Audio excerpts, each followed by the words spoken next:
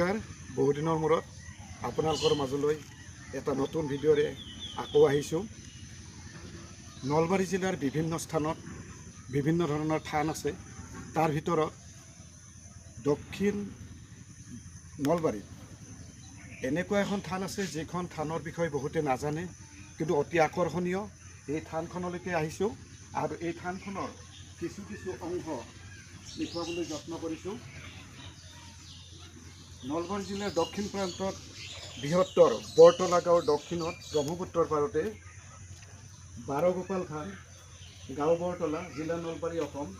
এইখন স্থাপিত হৈছিল 1946 ইংৰাজী চনতে আৰু বৰ্তমানলৈকে যথেষ্ট পৰিমাণে প্ৰচাৰ লাভ কৰিছে। আৰু ইয়াতে বুদ্ধ পূৰ্ণিমাৰ দিনাখন বাৰগোপাল থানত বহুত মানুহৰ সমাগম হয় আৰু তাতেই এই অনুষ্ঠানটো পতা হৈছে। আৰু দূৰ দূৰণিৰ পৰা বহুতো মানুহ আহি ইয়াতে বাৰগোপাল থানত নিজৰ মনৰ কামনা পূৰ কৰাৰ উদ্দেশ্যে আহে। আৰু ইয়াতে ঐতিহাসিক হিচাপে আমি গম পাওঁ যে বহুত পুৰণি এই থানখন, কিন্তু মানুহৰ মাজত তেনেকৈ প্ৰচাৰ হোৱা নাছিল। কিন্তু লাহে লাহে নলবাৰীৰ বিভিন্ন প্ৰান্তৰ পৰা এই স্থানলৈকে মানুহে আহি ইয়াতে মনৰ কামনা পূৰ্ণ কৰাৰ উদ্দেশ্যে ইয়ালৈকে আহে। আৰু বুদ্ধ পূৰ্ণিমাৰ দিনাখন সমাগমৰ মাজত বহুতে ইয়াতে সুন্দৰভাৱে নিজৰ মনৰ কামনা ইচ্ছা বা পূৰণ কৰাৰ কাৰণে সেৱা আগবঢ়ায়। মই দেখাইছোঁ গছডাল যে ইমান পুৰণি, তাৰে এটা উদাহৰণ।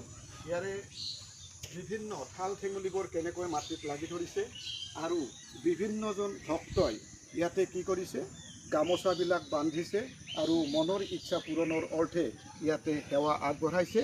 আৰু এনেকুৱা ধৰণে এই বৃহত্তৰ থানখনৰ প্ৰতি মানুহৰ সহায় সহযোগ আগবাঢ়িছে।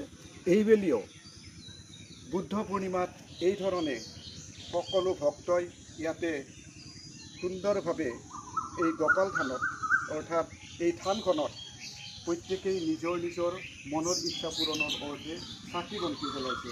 ইয়াত আমাৰ সম্পূৰ্ণ এই আহঁত গছডাল, যিডাল গছ অতি পুৰণি। ইয়াতে এটা সুন্দৰ কথা আছে যে ব্ৰহ্মপুত্ৰ নদীয়ে ইয়াৰে বিভিন্ন অঞ্চল খহাই পেলাইছে, কিন্তু তাৰ মাজতে এই বৃহত্তৰ এই থানখনৰ এই গছডাল আজিও অটুট আছে। ইয়ালৈকে কোনো ধৰণৰ বানপানী আহিব পৰা নাই। এইটোৱে প্ৰমাণ কৰে যে এই থানখনৰ মাহাত্য আছে, যি মাহাত্যৰ কাৰণে আজি